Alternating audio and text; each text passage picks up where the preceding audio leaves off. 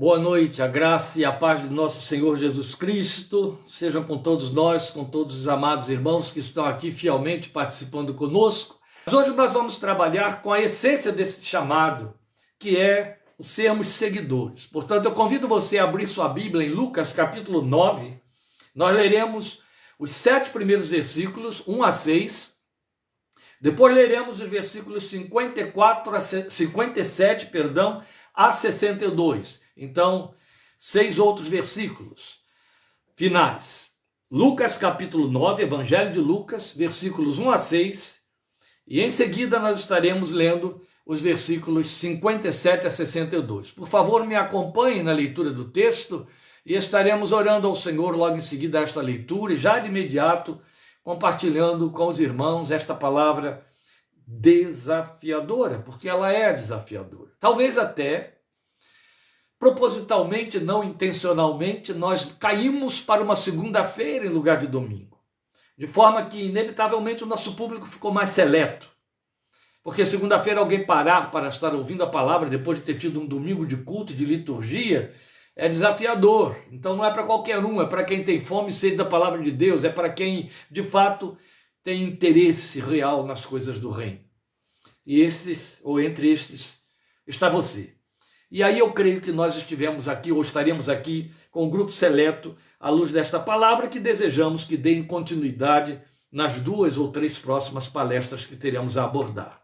Indo para o texto, portanto, de Lucas capítulo 9, versículos 1 a 6, lendo a palavra que diz: reunindo os 12, Jesus deu-lhes poder e autoridade para expulsar todos os demônios e curar doenças, e os enviou a pregar o reino de Deus e a curar os enfermos.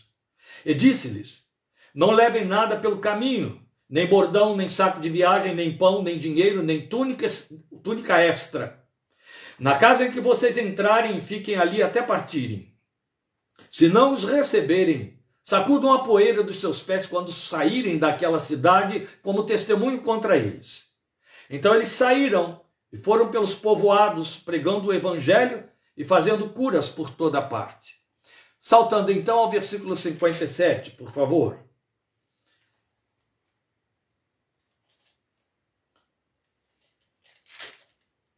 Quando andavam pelo caminho, um homem lhe disse: eu te seguirei por onde quer que fores. Jesus respondeu: as raposas têm suas tocas e as aves do céu têm seus ninhos, mas o filho do homem não tem onde repousar a cabeça. A outro disse: siga-me. Mas o homem respondeu: Senhor, deixa-me ir primeiro sepultar meu pai. Jesus lhe disse: deixe que os mortos sepultem os seus próprios mortos, você, porém, vá e proclame o reino de Deus.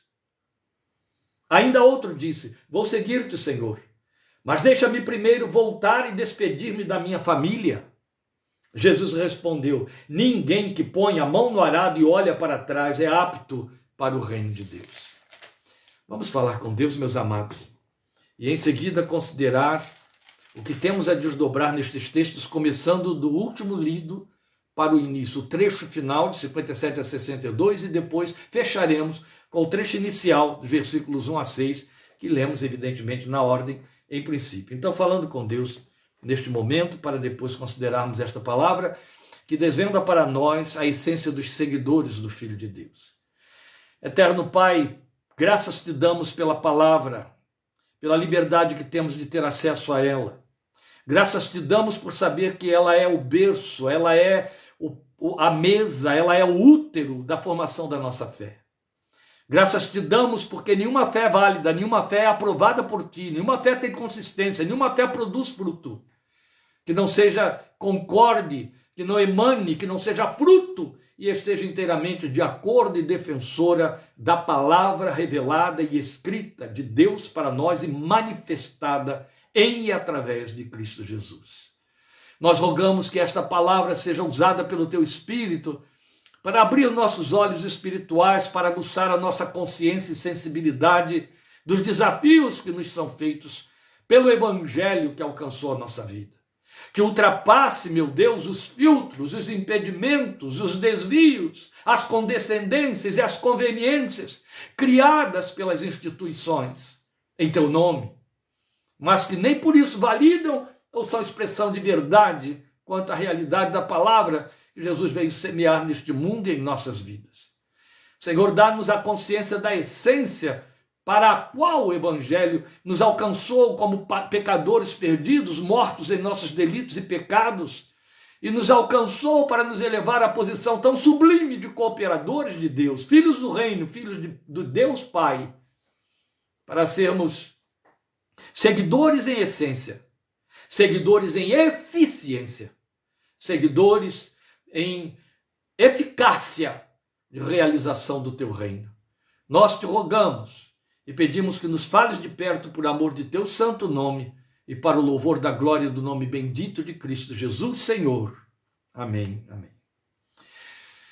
Meus amados, aqui estamos nós diante de um tema, diante de uma proposta que não é daquelas que fazem parte das propostas gratificadoras que atraem e criam multidões. Não.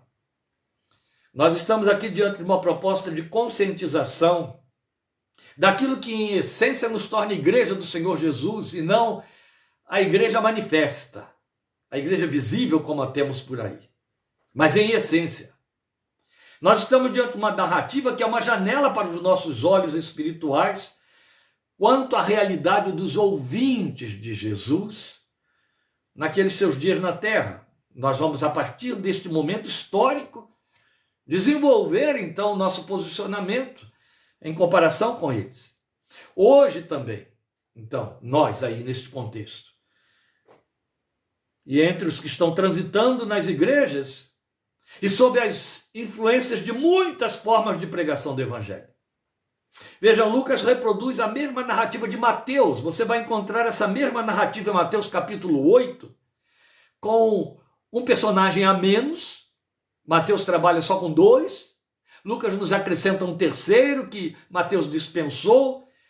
Mas é importante a gente associar as duas leituras, porque é na junção delas, aqui em Mateus 8, como eu acabei de dizer, que elas ficam completas, por conta disso mesmo, pelo fato até, não só, mas de Lucas ter acrescentado um terceiro, mas quantas informações que passam, porque embora Mateus omita esse terceiro ouvinte, ele nos dá detalhes sobre os outros 2 que Lucas não deu.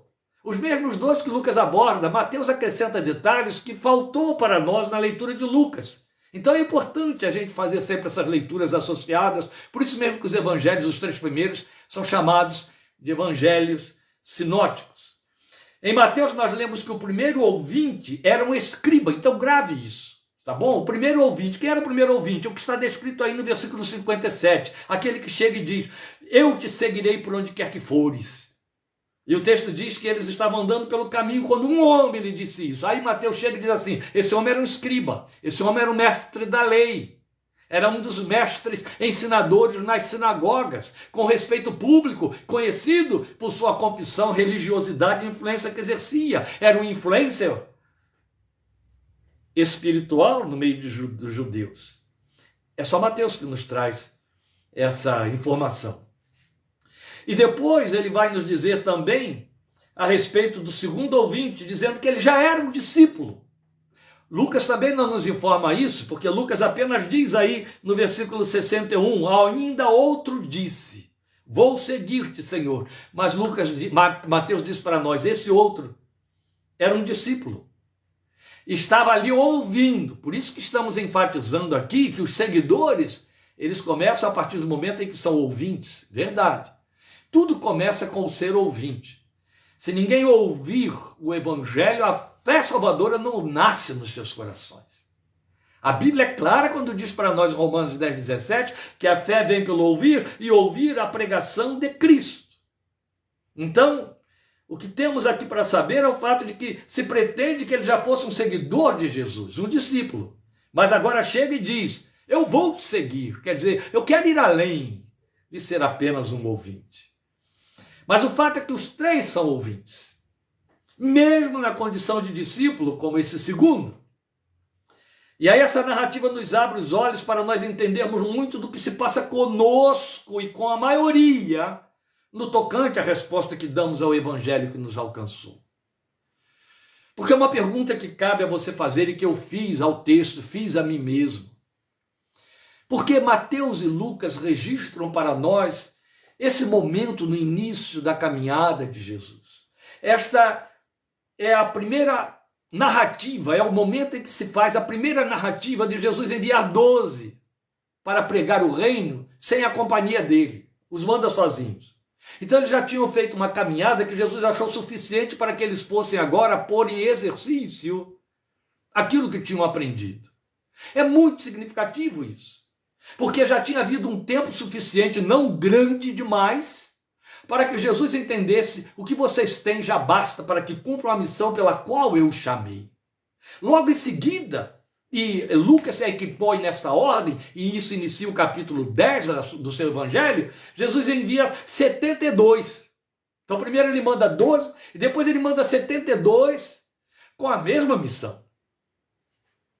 É nesse entrementes, entre o envio dos 12 e o segundo envio, que inclui mais 60, os outros 72, que nós vamos encontrar essa narrativa de uma situação que permeia aquele ambiente.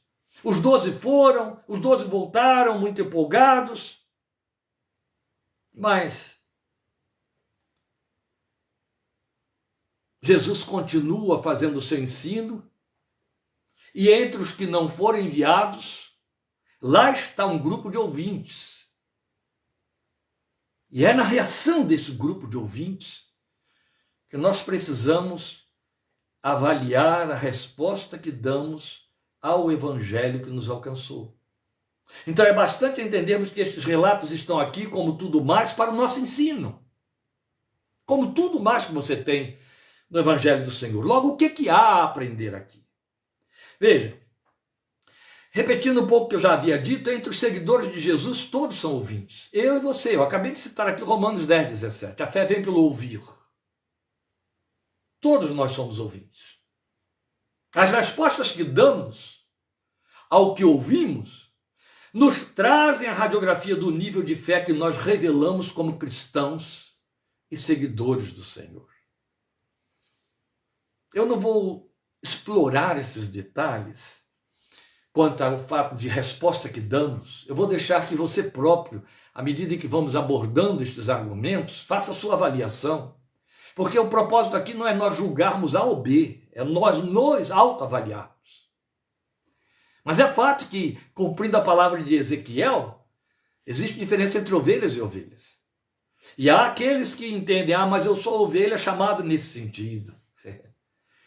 Eu me lembro de que, antes de fazer essa abordagem, me ocorre passar isso aqui para você, dividir isso aqui para você, que eu já citei em outras oportunidades, mas que já se perderam aí no tempo. De uma experiência que me foi muito marcante, quando eu fiz uma viagem à Romênia. Eu fui à Romênia com o intuito, a propósito, o desejo de ver resquícios do grande avivamento que a Romênia experimentou no início dos anos 1990. E eu fui no final dos anos 1990, eu fui justamente em 1999.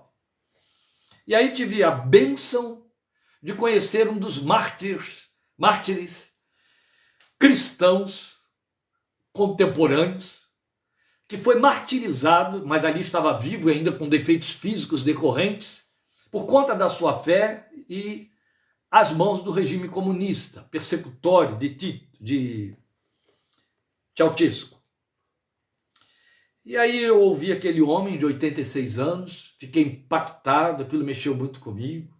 Ouvi o testemunho dele, do seu tremendo sacrifício pela fé, o preço que pagou durante 12 anos de encarceramento, privado de sua esposa e de sua filha, a apenas 3 quilômetros de distância de casa, enquanto elas pensavam que ele tinha sido exilado para a Sibéria, que nunca mais o veriam. Ele estava só a 3 quilômetros de casa, só ele sabia que estava numa cadeia a 3 quilômetros dali. Mas o regime conseguiu manter este segredo para aumentar o sofrimento dele e torturar a sua família. E ele entra com muitos detalhes, etc. E aí, certa ocasião, voltando de lá, ainda impressionado com aquelas marcas, não é? Eu dei o testemunho de tudo aquilo, comparando com os seguidores modernos do Evangelho, e esses seguidores que não estavam tão longe de nós assim no tempo. Afinal, não estávamos falando do primeiro século da era cristã, daquela acirrada perseguição do Império Romano que matou, matou e matou, queimou, degolou, crucificou. Estávamos falando de algumas décadas atrás, de homens com títulos universitários, etc., como esse, debaixo de um sofrimento atroz por causa da sua confissão.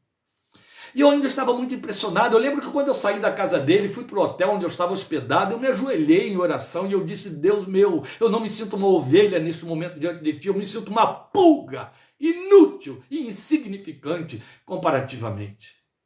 Porque eu lembro que eu fiz uma pergunta a ele. E a pergunta foi: meu irmão, como que ficou o seu coração depois que você foi liberto, sabendo que foi a igreja institucional que te entregou aos comunistas para ser perseguido e torturado? A igreja mesmo foi quem te traiu. Como que ficou o seu coração? Como que o irmão sentiu-se a respeito daqueles irmãos, daquelas lideranças, diante de um sofrimento tão atroz, tão terrível? Com muita naturalidade, ele citou para mim um texto. Ele disse: o irmão conhece o texto certamente de Filipenses 1:29. O que está escrito ali, meu irmão?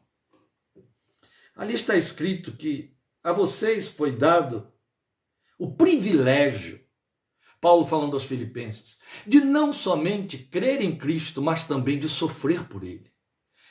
Eu gozei esse privilégio. Eu estou entre estes que tiveram o privilégio de não somente crer em Cristo. Aqueles irmãos foram usados para que eu tivesse esta bênção na minha vida e na minha história para sempre. Isso me impactou e eu reproduzi isso. Mas eu causei muito desconforto ao grupo enquanto eu ministrava da igreja. E alguém muito mais desconfortado do que todos os outros me procurou no fim para me dizer: olha, pastor, é muito impactante tudo isso que você falou e as colocações que você fez a respeito daquele irmão lá. E a pessoa se denunciou ao fazer esse pronunciamento. Mas eu quero dizer uma coisa para o pastor. Ele foi grato pelo fato de que podia dizer: eu não fui chamado somente para crer em Cristo, mas também para sofrer por ele. E isso era um privilégio. Eu tenho o privilégio de não ter sido chamado para sofrer por Cristo. Eu não pude evitar. A única resposta que me coube dar àquela pessoa: que pena. Percebe? É esse tipo de filtragem para a conveniência da carne e do mundo que depõe contra a resposta que o Evangelho espera do meu coração quanto ao que foi realizado em nossas vidas. E esses seguidores aqui pontuados por Lucas e por Mateus servem de parâmetros para nós, de avaliação do nosso chamado. Quem de nós? A semelhança do que me aconteceu naquele hotel na Romênia, lá em Sibiu, lá na Transilvânia, na região das serras da Transilvânia. Quem de nós, em algum momento, fosse diante de testemunhos de terceiros, ou diante de outras circunstâncias, ou diante do próprio fracasso pessoal, nas lides de casa, nas lides das atividades empresariais, do cultivo da vida no dia a dia, da criação de filhos, dos desafios e fracassos na fé, fracasso na confissão, fracasso no testemunho. Quem de nós, sendo honesto e sincero cristão, não se deteve diante de Deus se autoquestionando e dizendo: que tipo de crente eu sou? É isso que o Senhor espera de mim. Foi para isso que o Evangelho me alcançou. Qual de nós, qual de vocês, meus irmãos, ainda não parou diante do Senhor para se questionar, ou questionar diante de si mesmo e levar isso diante do Senhor quanto a que tipo de evangelho está vivendo? Independente de se comparar com A ou com B, embora seja legítima a comparação, porque é Jesus quem faz isso. Ele compara a geração dos seus dias à geração de Tiro e Sidom. Ele compara a geração dos seus dias à geração dos dias da rainha de Sabá e Salomão. Então é válida essa comparação. Mas independente de comparar-se ou não, avaliando a partir de nós mesmos a resposta que damos ao evangelho que nos alcançou, qual de nós não teve com legitimidade, em algum momento, um impacto agudo de consciência? Esses que têm são legitimamente cristãos. Então vamos considerar aqui os parâmetros que nos são apresentados na pessoa desses seguidores. O primeiro seguidor, inevitavelmente, por conta da informação dada por Mateus, capítulo 8, o que está no versículo 57 é o que chamaria de um seguidor religioso, porque é isso que Mateus diz que ele era. Ele era um escriba, ele era um homem da lei, ele era um homem acostumado a ensinar, ele era o professor da escola dominical nas sinagogas, no caso, escola sabatina, sabatal, sabática, o nome que quiser dar, lá nas sinagogas. Era o professor, era o escriba, era o homem que entendia a letra da lei, divulgava, defendia, difundia, ensinava, era um mestre da lei.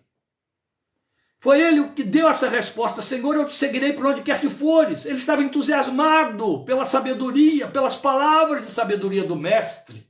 E Mateus põe na sua boca essa palavra, mestre, eu te seguirei por onde quer que fores. Ele entendeu que seguir a Jesus era se colocar no nível de receptor de conhecimento, apenas e sempre. Ele está sozinho nisso? Quanto a nós, frequentadores de igrejas, ele está sozinho nisso? Não, eu estou cercado por líderes que pararam no limiar de querer acumular conhecimentos teológicos, filosófico-teológicos, se empanturrar de informações teológicas, de informações do didatismo cristão, para ficarem bem informados, para serem mestres na oratória, para poderem realmente ter conteúdos de sabedoria para impressionar os sabios deste tempo. Então ele entendeu que seguir a Jesus era ficar ali, como receptor do conhecimento, porque foi isso que ele viu no Filho de Deus. Um poço de sabedoria, de conhecimento, de coisas novas, ou de uma nova cara, novo formato da antiga revelação dada através de Moisés. Cômodo, confortável, possivelmente com expectativas compensatórias. Eu digo isso porque Jesus discerniu muito bem o que estava no coração dele, que quando ele chega com essa empolgação toda, dizendo, eu te seguirei por onde quer que fores, ele toca num ponto nevrálgico que Jesus devolve. Ele não diz, eu te seguirei sempre, ele diz, onde quer que fores. Onde quer que fores. Aí Jesus diz, olha, você pensa que o meu caminho é esse confortável e cômodo que você tem de ficar sentado no banco da escola dominical, nos cultos dominicais, nos sábados à tarde, nas reuniões de oração, nas reuniões de sociabilidade da sua igreja? Não. Quem me segue vai esbarrar por caminhos que estão abaixo do conforto, das perspectivas, das devolutivas e dos encontros e recepções de raposas e aves do céu. Raposas têm suas tocas, as aves do céu têm seus ninhos. Mas sabe o que eu tenho para oferecer a você se você me segue? O caminho meu, que não traz repouso para a cabeça. Eu não tenho onde repousar a cabeça. Então, se você quer me seguir por onde eu vou, esses serão seus encontros. Então Jesus lhe dá um choque de realidade que falta a muita gente hoje. Especialmente nesse tempo em que a igreja foi infectada por essa teologia maligna e carnal, chamada teologia da prosperidade, em que se prega a conquista. A fé e a bênção se reduz a esta coisa maligna chamada prevalecer, vencer por ter e ter muito. Há alguns que de uma estupidez sem perdão interpretam a gloriosa e santa e solene promessa do Filho de Deus quando disse, eu vim para que tenham vida e a tenham em abundância, como sendo isto a abundância que ele se refere. Mas na verdade o que Jesus estava dizendo é vida em plenitude, e vida em plenitude não é a vida com lugar ao sol. Estamos falando de autoridade espiritual e não é autoridade econômica, são coisas diferentes, não é autoridade política, são coisas completamente diferentes. Estamos falando do que é santo e do reino de Deus. Então, na verdade, ele estava diante da realidade de quem nada esconde, porque Jesus nunca enganou ninguém. Ele deixou muito claro isso. No mundo vocês terão aflições. Criou-se o segundo evangelho para dizer que quem segue Jesus pisa em mar de rosas, está sempre na crista da onda. E diante da realidade esse homem recuou. Então, na verdade, ele aí, esse religioso, seria o protótipo dos intelectualmente convertidos. Aqueles que são atraídos pelo conhecimento do Evangelho. Eu disse aos irmãos que eu estou cercado por trás e por diante desses tipos de seguidores. Eles querem conhecer mais, e só conhecer. Eles vão se abarrotando de conhecimento, que é apenas letra, empanturramento de letra, cujo fim é a morte, porque foi Paulo quem disse para nós que a letra mata. E é fato. A letra mata. Ainda a letra da Bíblia mata. Foi em nome da letra da Bíblia que os cristãos mataram mais do que qualquer outros tipos de confessores e mataram-os da sua própria confissão ao longo dos séculos, especialmente no século que ficou para trás, continuam matando agora, atualmente. São cristãos ortodoxos os que estão se trucidando entre Rússia e Ucrânia. Saibam disso, lembrem disso o tempo todo. O tempo todo. Então, na verdade, existem os intelectualmente convertidos. Para esses, a letra exerce um fascínio maior que o espírito. Entendem, inclusive, que a comunhão mística com Jesus é ler a sua palavra. De orar, entendem nada ou pouco. E quando oram, é para passar informações. Na verdade, estão aferrados a um evangelho confortável. Um evangelho que não os desinstala-lhe das suas comodidades. Pelo contrário, servem-se do evangelho que possa lhes dar maior comodidade, quanto mais, melhor. Afinal de contas, não somos nós, os filhos de uma geração que está vendo grandes impérios e imperadores evangélicos protestantes entre nós, donos de riquezas, ganha sem talento algum em nome da magia da fé, fazendo lautos fundos financeiros que dão escândalo na mídia. E aí se jactam desses lautos fundos para dizer: sou um homem abençoado, vê como Deus me aprova. Nós estamos convivendo com isso, paramos para ouvi-los, até os aplaudimos, e mal dos males. Há um exército de tolos que desperdiçam dinheiro investindo na riqueza dessa gente, que transborda de riqueza. Eles o fazem por conta disso. Então é tipicamente a confissão dos ritualistas, os religiosos. Tire dele a formatação do culto para ver se sobra alguma espiritualidade. Não sobra nada. São esses para quem pôr a mão na massa não vai além do conforto do culto nos salões. E é fato. Quando Catherine Booth foi conhecida e tida no início da pregação do Exército da Salvação na Inglaterra como a Marechala, ela fez parte dos primórdios do Exército da Salvação, filha do fundador do Exército da Salvação, William Booth. Quando ela foi pregar na França, em Paris, ela foi para as zonas de baixo meretrício para ganhar aquelas prostitutas para o reino de Deus e formou um exército de santas a partir daqueles ambientes. Mas foi ganhando fama, renome, porque pregava muito e era uma novidade total uma mulher pregar com aquela eloquência, com aquele poder. Então os aristocratas tiveram a sua atenção atraída e alguns foram até lá ver aquilo de perto, ouvir aquela mulher, e realmente a pregação dela era apaixonante, então os atraía muito. Uma dessas aristocratas, uma mulher muito rica, chegou para ela e disse: eu gostaria de conversar com você, você pode ser minha hóspede por um dia?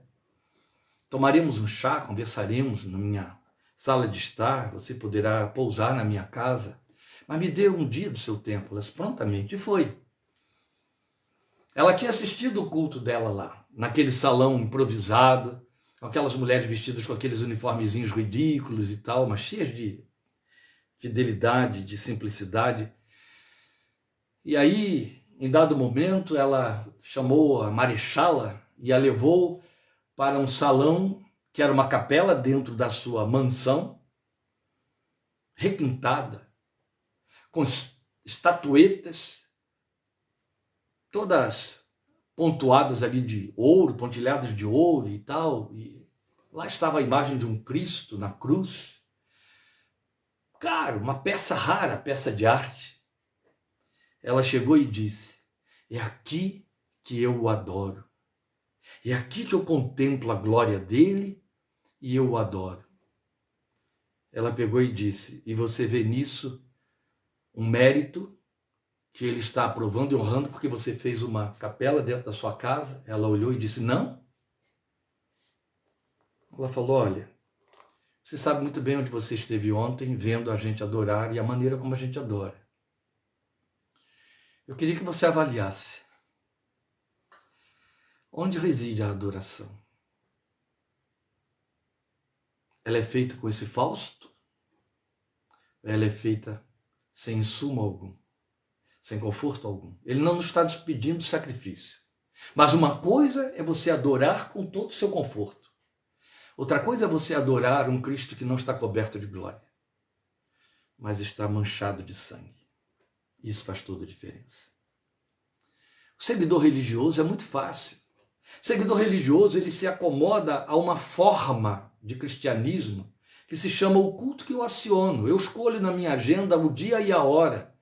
Se a igreja me oferece 2 cultos num domingo, eu escolho qual deles me convém ao meu tempo. Depois que eu cumprir todas as minhas missões familiares e sociais, o tempo que sobrar, o que mais convém, ou então eu vou começar por aí para liberar o resto do tempo para que eu possa viver a minha vida cotidiana mesmo num dia em que eu deveria estar me separando para adorar o meu Deus. E pior, só existe um dia que eu me separo para adorar a Deus. É aquele dia que a igreja estabeleceu que ela abre as portas para fazer culto de manhã, culto de tarde, ou escola dominical, ou o que for.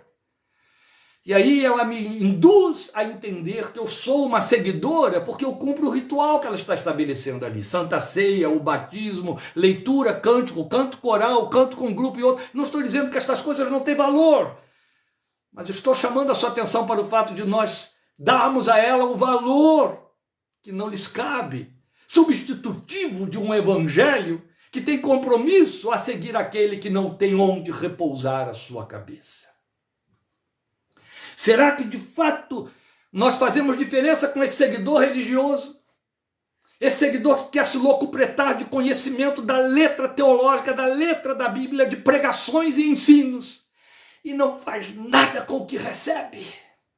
Porque o que pretende fazer é que, desde que não desinstale, desde que seja como disse aquela pessoa para mim, naquela ocasião, em 1999, graças a Deus não fui chamado para isso, meu privilégio é não ter sido chamado para esse tipo de sofrimento. Volto a te dizer, essa janela não estaria aqui em Lucas, não estaria aqui em Mateus, se o Senhor da igreja não estivesse dizendo, acorda, eu quero que você preste atenção no que está aí. Estas pessoas estão sendo reprovadas por mim. Você faz parte desse grupo? Entende? Depois eu quero te levar para o seguidor esquivo, o seguidor que está apontado por Lucas no versículo 59. Vamos ao texto. A outro disse, siga-me. Este aí é ainda mais significativo. O homem respondeu, Senhor, deixa-me ir primeiro sepultar meu pai. Eu não vou entrar nesses detalhes aqui não. Eu quero apenas que você preste atenção no fato de que ele é o único para quem Jesus disse, siga-me. Lembra, Jesus tinha feito isso com quem? Jesus tinha feito isso com Pedro, Jesus tinha feito isso com João, com André, Jesus tinha feito isso com todos aqueles a quem ele chamou na beira da praia, os filhos de Zebedeu. Sigam-me, siga-me. E ele faz isso com este homem agora também. É muito significativo mesmo. Por quê? Porque ele se enquadra muito na nossa realidade. Os 12 são apontados no Evangelho, mesmo quando já não são mais 12, como sendo fazendo parte de uma escola chamada os 12. São os escolhidos para serem os apóstolos do fundamento da fé e da igreja. Nós também fomos chamados. Haja vista Romanos capítulo 1, de 1 a 7, dizendo que somos chamados. Chamados para obedecer o Evangelho, chamados para a fé, chamados para sermos santos. Somos chamados. Ninguém vem se não for chamado. Todo que o Pai me der virá a mim, Jesus disse. Pai, graças te dou, porque eram teus e tu os deste a mim. Mas nós não fazemos parte dos 12. Nós não fazemos parte do fundamento. Nós somos os que foram chamados a posteriori. Eu acabei de dizer a vocês, amanhã eu completo 52 anos de resposta ao chamado. Glória a Deus. Amanhã, terça-feira, dia 29 de agosto. Somos os chamados à semelhança deste homem, chamados depois, mas ainda chamados. Siga-me. Esse homem ouviu de viva voz, no meio de vários. Mas cada um de nós tem uma experiência muito particular, muito especial, muito apropriada, muito subjetiva de ouvir o siga-me. São formas variadas, das quais ele não abre mão, que ele usa porque são as formas em que podemos discernir e ouvir a sua voz. Temos maneiras diferentes de ouvir a voz do chamado. Cada um de nós colocado de perfil e dando testemunho de como se viu chamado, vai contar uma história diferente do outro com toda certeza. Porque nós ouvimos com nossos próprios ouvidos e nós ouvimos chamados que são direcionados de uma forma que podemos ouvir. Mas todos nós fomos chamados. Então esse homem, à nossa semelhança, teve o privilégio de ser escolhido, vocacionado, diferente daquele religioso que se ofereceu, não é? Esse foi chamado. Então ele se soube sob um direto comando do Senhor, que na verdade era uma ordem. Porque o que aconteceu comigo e com você, uma vez chamados, capitulamos. Foi mais forte do que a nossa vontade. Então é mais do que um convite.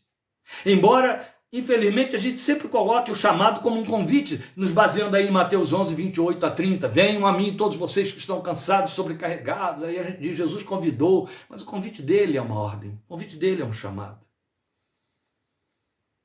Mas a despeito disso, ele ofereceu resistência. E a razão por que ele ofereceu de resistência, Lucas aponta para nós, denuncia, Mateus outro tanto, é que as prioridades deles estavam nas suas raízes. E elas lhe serviam de cadeias. O que estava acontecendo com esse homem era pensar no fato de que eu tenho de cumprir leis morais, eu tenho de cumprir leis sociais, que determinam que eu preciso primeiro cuidar até o último dos seus dias de meus pais. Eles são minha responsabilidade. Eu disse, eu não vou entrar nesses detalhes, porque aqui eu quero enfatizar apenas a resposta. Então o que acontece com esse homem é que os deveres da vida lhe pesavam mais que os atributos prioritários do reino de Deus. Porque quando o chamado bate no coração, ele é fascinante, ele eclipsa tudo mais. Ele encurta todas as outras coisas, entende?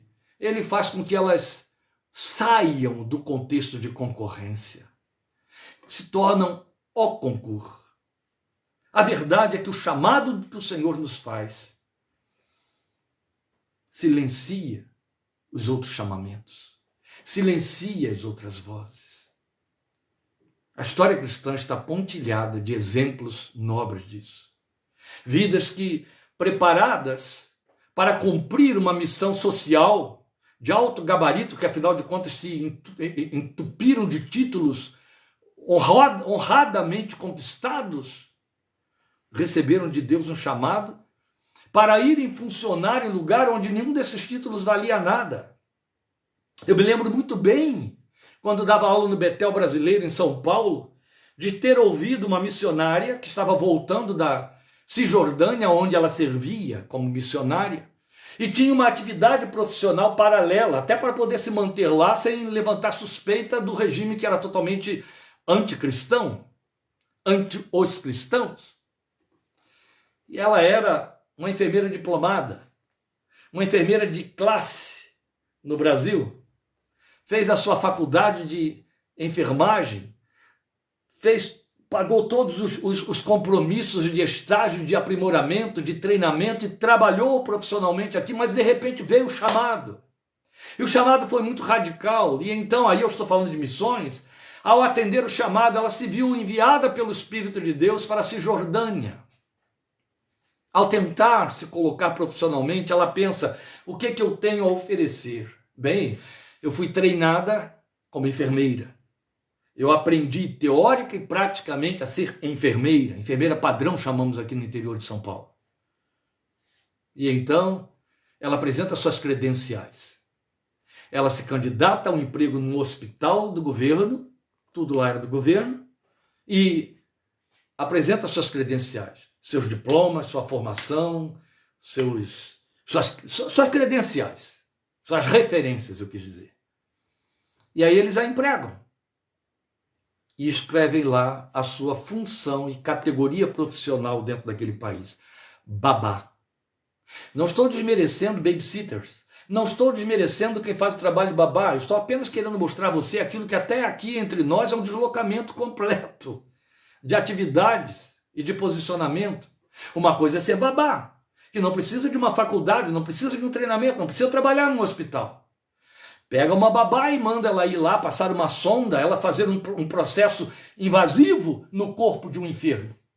Ela não foi preparada para isso. No entanto, aquela enfermeira que lá estava para atuar em todas estas áreas, na obstetrícia e outras coisas mais, era classificada como babá. E ela entendeu, mas eu fui chamada para estar aqui, esta não é minha prioridade. Então não importa que eu tenha sido descredenciada, importa que aí está a oportunidade para servir. A prioridade não é os deveres da vida. A prioridade está nos atributos do reino de Deus. E se para me encaixar nos atributos do reino de Deus, eu preciso ser esvaziada de toda a minha competência e capacitação, que seja. O que fica evidente é que este tipo de seguidor não tem lugar para a dor ou necessidade do outro.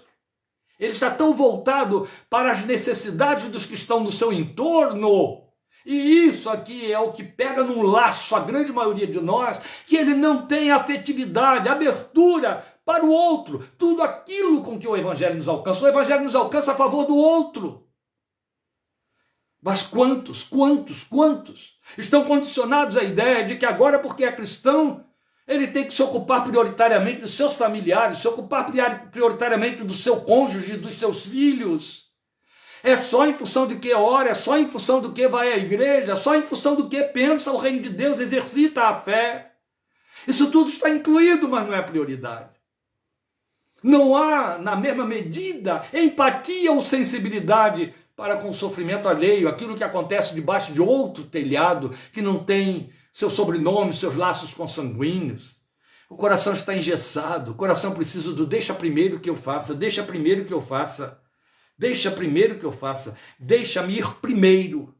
E assim como aquele lá se condenou ao dizer onde quer que fores, esse se condena ao dizer deixa-me primeiro. Esse é o problema. Sabe o que acontece é que a primeira coisa que se perde no encontro com Jesus, a primeira coisa que o ouvinte perde é prioridade. Suas prioridades, elas não ocupam outro lugar. Eu não vou nem dizer que elas são secundariadas, eu não sei se elas vão ocupar o segundo lugar. Elas ficam em suspenso. Por último, eu quero lhe falar do seguidor empolgado que Lucas registra para nós no versículo 61. Ainda outro disse, vou seguir-te, Senhor. E aqui de novo, também, mas deixa-me primeiro voltar e despedir-me da minha família. Lembra, eu estou pontuando para você a confissão que revela o que vai na mente e no coração. O primeiro se condena quando diz, eu te seguirei por onde quer que fores. O segundo se condena ao dizer, deixa-me primeiro ir, sepultar meus pais. E o terceiro se condena ao dizer, deixa-me voltar. Deixa que primeiro eu vá, primeiro eu volte. A questão não está dele dizer, deixa-me primeiro, é primeiro voltar. Meu compromisso está em voltar. E foi só para esse que Jesus disse, ninguém que põe a mão no arado e olha para trás é apto para o reino de Deus. Será que vale aqui nós acrescentarmos 2 Coríntios capítulo 5, versículo 15? Se alguém está em Cristo, é nova criação, as coisas antigas ficaram para trás. Será que vale aqui acrescentar a experiência de Paulo relatada em Filipenses capítulo 3, quando ele diz para nós uma coisa fácil, e é que deixando as coisas que para trás de mim ficam, prossigo para o alvo. Coisas que ficam para trás, que ele diz aqui, a minha família, despedir-me da minha família, são as coisas que nos puxam de volta, que nos chamam de volta. Aqui vale lembrar o grande desafio enfrentado por Moisés e Arão no confronto com Faraó, no Egito, quando querem levar o povo, já sob ordem de Deus, depois do capítulo 12 de Êxodo, querem levar o povo para fora das cercanias do Egito. E aí, Moisés vai lá negociar com o rei da terra, com Faraó, dizendo, Deus mandou que você libere o povo para ir 3 dias de caminhada ao deserto, todo o povo. Aí começa a negociação, começa Faraó querendo fazer com que Moisés faça concessões, e ele vai dizendo, quem irá? Vão todos.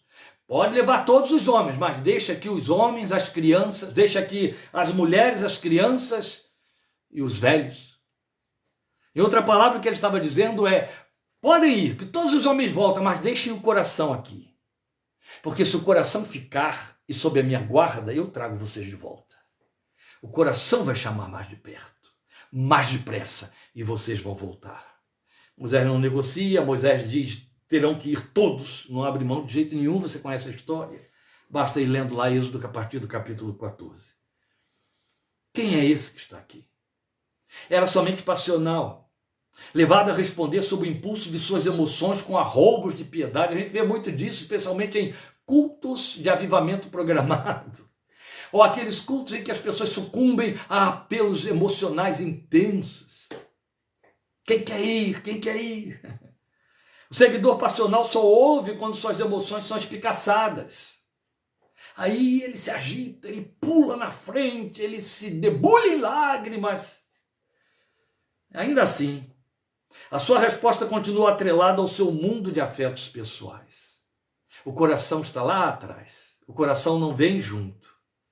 E então, Jesus chega e diz: não é apto para o reino.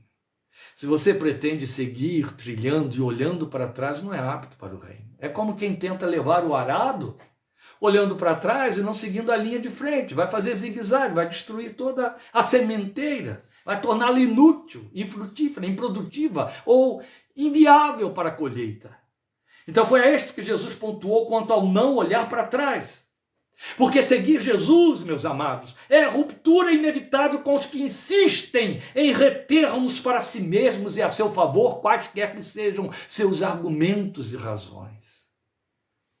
É fato experiencial que a grande maioria que toma uma decisão por Cristo, unilateral, ele sozinho no contexto da sua família, recebe muita pressão desses familiares quanto a estar totalmente emaranhado no seu contexto, não se diferenciar deles, não secundariá-los, não mudar a linguagem, não mudar a agenda, não mudar o comportamento. Quantos estão aí como seguidores de Jesus, totalmente emaranhados nessas raízes, longe de Gênesis 12, que declara a palavra que Romanos 4, Paulo diz que devemos seguir nas pegadas da fé que teve nosso pai Abraão, que obedeceu a palavra que lhe disse: sai da tua parentela, da casa de teus pais e vai para a terra que eu te mostrarei. Quantos sucumbem aí? Perecem dentro do contexto do seu próprio lar e se acham justificados. Estão sempre olhando para trás. E família, amigos, trabalho e etc. estão sempre dizendo: a gente vem primeiro. Ande dentro do nosso modelo, de acordo com a agenda que a gente dita. Deixa a gente invadir a sua agenda e botar Jesus de lado, secundariar o reino. E eles sucumbem. É seguidor? Não. É um admirador, é um ouvinte. Mas seguidor está muito longe de ser. Muito longe de ser. Muito longe de ser seguidor. Pelo menos não é apto para o reino de Deus. Não é apto. Isso significa, no mínimo, que Jesus está dizendo: não posso lhe confiar nada. Você vai estragar com tudo. Tudo que você fizer, você vai fazer olhando para trás. Vai estar sempre arranjando justificativa para correr de volta. E vai trazer tropeço, escândalo, mau testemunho, descrédito e tanta coisa ruim junta. Os três fracassaram na proposta. Por isso é importante essa janela aqui para nós. Por isso comecei tudo dizendo: meus amados, isso aqui está para que a gente se mensure. E é para isso que eu estou ministrando esta noite. Os seguidores. Lucas, sabiamente, meus queridos, já começou a sua narrativa mostrando o contraste total. Porque se nós temos de pontuar aqui, nesta janela, o fracasso de 3 seguidores, um que se oferece, outro que é chamado, e um terceiro que está apenas empolgado, onde está a resposta padrão? A resposta que o Senhor aprova, que Ele espera de nós. Aí está a sabedoria do Espírito Santo. Porque Lucas, com essa sabedoria, começou a narrativa com o envio dos 12 para pregarem o reino, o primeiro envio. É onde encontramos as características próprias do seguidor com quem Jesus conta. E para que não ficasse a impressão e a desculpa no nosso coração de que aqueles 12 eram especiais, ele já encerra sua narrativa do capítulo 9, entrando com a narrativa do chamado de 72, do envio de 72 outros, ou seja, 6 vezes mais do que o primeiro grupo. Quanta gente estava inserida aqui, quantos contextos, quantos perfis, e eles cumpriram da mesma maneira que os 12 cumpriram, como ele nos mostra no início da sua narrativa, que foi com que abrimos a leitura, capítulo 9, versículos 1 a 6. O que é que nós temos aqui? Vamos voltar ao texto. Reunindo os 12, Jesus deu-lhes poder e autoridade para expulsar todos os demônios e curar doenças, e os enviou a pregar o reino de Deus e a curar os enfermos, e disse-lhes: não levem nada pelo caminho, nem bordão, nem saco de viagem, nem pão, nem dinheiro, nem túnica extra. Na casa em que vocês entrarem, fiquem ali até partirem. Se não os receberem, sacudam a poeira dos seus pés quando saírem daquela cidade como testemunho contra eles. Então eles saíram e foram pelos povoados, pregando o evangelho e fazendo curas por toda parte. Chama sua atenção para esta resposta que essa gente deu. Lucas as pontua aqui. Primeira coisa que você vai ver os versículos 1 e 2 dizendo para nós que eles recebem poder do Senhor para o serviço. Aí alguém diria: mas também se eu receber esse poder, aí eu vou. Oh, meu Deus. A coisa que eu mais conheço é crente pentecostal que entende que está cheio de poder. E se não for pentecostal, continua sendo crente de Atos 1:8. Por quê? Porque Jesus disse: vocês receberão poder vocês receberão poder ao descer sobre vocês o Espírito Santo e serão minhas testemunhas. É poder para ser testemunha. Outro tanto, Paulo vai nos dizer em Romanos capítulo 8:10, que se alguém não tem o Espírito de Cristo, não é dele. Tudo bem que você pode estar vazio ou cheio, mas que o Senhor te deu o Espírito e cabe você se encher dele, conforme Paulo nos exorta em Efésios 5:18, é a outra verdade que não pode ser negociada. Então, Jesus nos capacitou, nos potencializou. Então isso nos lembra inevitavelmente Atos 1:8. Poder nós todos recebemos. Poder para o serviço. Ele não é irresponsável, ele não é inconsequente. Ele não nos chama para segui-lo vazios. Não. Ele nos capacita, ele bota o espírito de filho dentro de nós, é quanto basta. E esse espírito de filho está dentro de todos os que creem, todos os ouvintes que ele quer por seguidores. Depois, no versículo 3, você vai ver que Jesus nos orienta a estarem desprendidos. É o que vai na contramão de todos aqueles que nós vimos fracassados, os 3. De desprendimento eles não entendiam nada. Não estavam desprendidos. Estavam atados a compromissos, atados às suas paixões, atados às suas sociabilidades e às suas famílias, aos seus afetos. Atados, toda a vida, todo o tempo. Então o Senhor nos manda irem desprendidos, versículo 3 diz isso, não levem nada pelo caminho, nem bordão, nem saco, ou seja, vão na minha dependência. Se você não aprender a depender de mim, você vai ser mero ouvinte, nunca seguidor, porque aquele que serve ao Senhor, em cujo coração o Espírito habita, Jesus generaliza em João 3:8. Meu Deus, isso vale para a dona de casa, isso vale para a esposa, isso vale para o chefe de família, para o executivo, o diretor de uma empresa, o fundador de outra, o quitandeiro, o mecânico, o estudante, o professor, vale para todos. O vento sopra onde quer, não sabe de onde vem nem para onde vai. Assim é todo o que é nascido do Espírito. E ninguém pode ser cristão. Jesus já tinha dito para Nicodemos, ninguém pode ver o reino de Deus, ninguém pode entrar no reino de Deus se não nascer de novo. Quem nasce da carne é carne, quem nasce do Espírito ou do alto é Espírito. E quem nasce do Espírito é como o vento que sopra onde quer. Não importa os compromissos sociais, familiares e profissionais que tenha. A verdade é que é dependente do Senhor. Está à disposição do vento. Por isso mudanças radicais às vezes, em termos sociais, em termos de emprego, em termos de cidade e outras coisas mais. Mudanças, aberto para essas mudanças que o Espírito sopra. Mas quem estiver preso a raízes, atrelado, vai dizer não sempre. Não é seguidor, mero ouvinte. E são orientados no versículo 4 a serem objetivos, a serem precisos. Não percam tempo com grandes discussões, com saudações. E o fato de que não está sendo recebido numa determinada casa, sai dali, continua seu caminho, seja objetivo, seja preciso, o que te cabe é pregar o reino. E aí você vai ter o versículo 6 mostrando que a resposta é prontidão ou disposição plena. Então eles saíram e foram pelos povoados, e é bonito quando ele começa esse texto dizendo, então, depois de tudo que Jesus orientou, a resposta é, saíram e foram pelos povoados, pregando o evangelho, fazendo curas por toda parte. Nunca confunda o detalhe de que o versículo 11 diz que Jesus deu a eles poder e autoridade para expulsar todos os demônios e curar doenças, e os enviou, depois de capacitá-los, enviou a pregar o reino de Deus e aí a exercer as manifestações, a curar os enfermos. Então eles respondem com precisão, com prontidão, disposição plena. Podia ser que coubesse lugar para a dúvida, será que eu vou curar? Será que eu vou curar enfermos?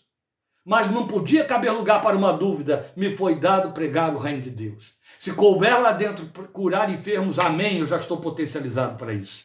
Mas o que me cabe é pregar o reino. E para isso, todos foram capacitados. Não há lugar para outro tipo de perfil, meus amados. Ou somos ouvintes que obedecem e então, de fato, verdadeiramente discípulos, ou somos meros espectadores da fé protestante, da fé evangélica, da fé cristã. Mas o Senhor jamais chamou alguém para apenas assistir ou usufruir. Ninguém. O título com que Paulo classifica o povo de Deus, eu e você, é cooperadores. De Deus somos cooperadores. Cooperador significa aquele que trabalha junto. E isto não é pouca coisa. Com isso, meus queridos, fechei aqui a minha Bíblia. A gente está introduzindo essa série de mensagens que eu estou chamando de série, mas na verdade não deve ir muito além de mais 2 ou 3, que agora virão, depois de falarmos da essência, a resposta que os seguidores dão. Uma vez que são seguidores, eles se manifestam como adoradores. Uma vez que são seguidores, eles se manifestam como intercessores. Uma vez que são seguidores, eles se manifestam como obreiros, como cooperadores. Isso é meu e é seu. Foi para isso que o Evangelho entrou na nossa vida. O Evangelho entrou na nossa vida nos mesmos termos do chamado que Deus fez a Abraão. Em ti serão benditas todas as famílias da terra. O texto não se reduziu a dizer, Abraão, em ti serão benditos todos os da sua família.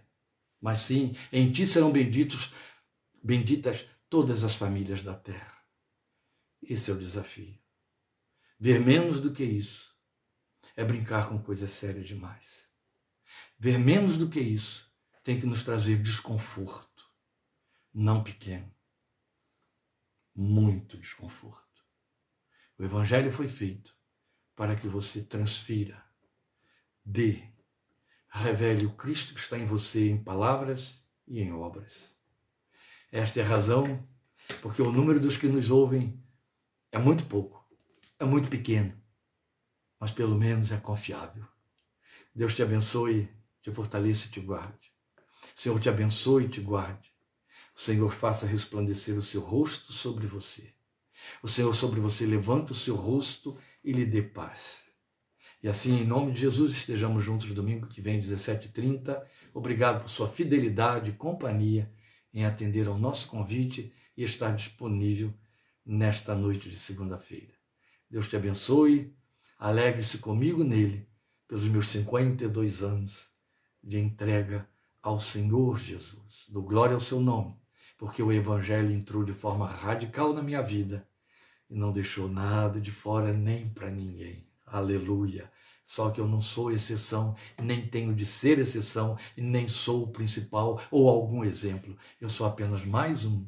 E é importante que haja muitos outros em nome do Senhor Jesus, que possam dar o mesmo testemunho para a glória do seu nome. Deus te abençoe e guarde, e aceite minha gratidão por esse momento precioso de sua participação comigo aqui. Até domingo, querendo Deus. Sábado, quero lembrar aqui os nossos queridos que participam conosco do nosso ministério aqui no projeto.